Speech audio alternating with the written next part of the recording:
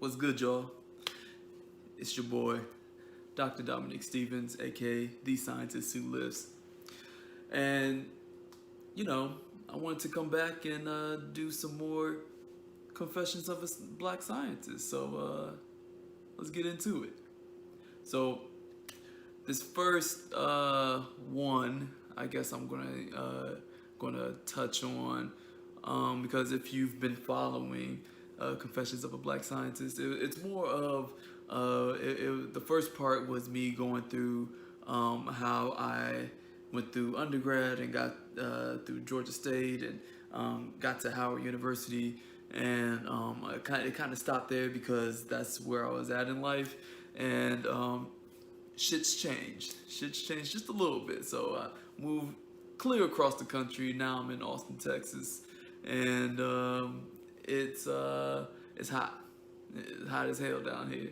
But you know, I wanted to come back and not really guide you through that experience or through my PhD experience, but kind of give you little things that's happened or little stories that's happened throughout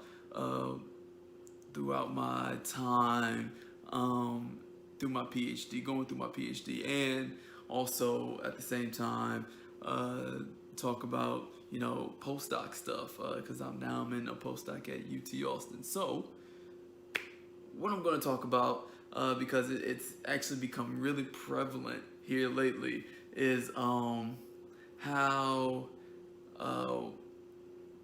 white scientists or postdocs or PhD students are treated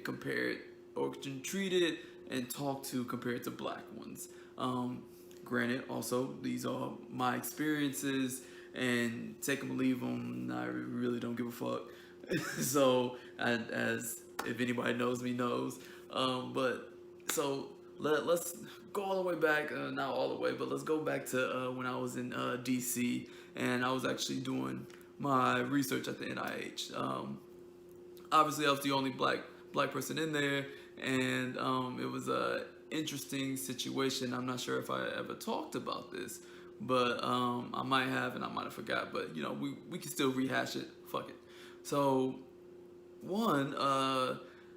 so there was this French lady who had a lab adjacent to ours, but I had to walk through her lab to get to the cell culture room, right? And so she complained about me, or not filed a complaint, but went to my boss with a complaint about me, about one, the way I dressed, two, the way I walked through her lab area, right? She had just one section. It was interesting. I was just like, huh. So she basically told him, she was like, look, I don't like the confidence in which he walks through my lab area, and I don't like the way he dresses. He needs to dress nicer.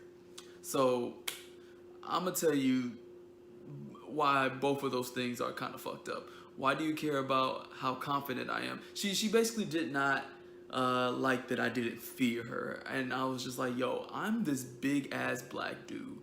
Why should I fear you? I am bigger than you. I am taller than you. Like, why should I fear you? You have no control over me. She was. I didn't have to interact with her. Barely had to interact with her, and she thought I should fear her, which was really strange. But white people do strange shit. So, and she was French too. So you can't say, oh, she's foreign. I was like, oh well, foreign racism is real too. So and then she didn't like the way I dressed. She thinks I should have came in like khakis, boat shoes, polo, maybe the button up or some shit like that. The problem with that is the white boys that were coming into the lab were wearing sandals, cargo shorts, and t-shirts. So why does what I'm wearing, my outfit, what I'm wearing, and I'm barely there. I'm not there all day. I'm there in the morning. I do my little shit and I get out of there. But because I didn't have a desk, so I was just like, there was no point in me staying here. And I was like, why am I?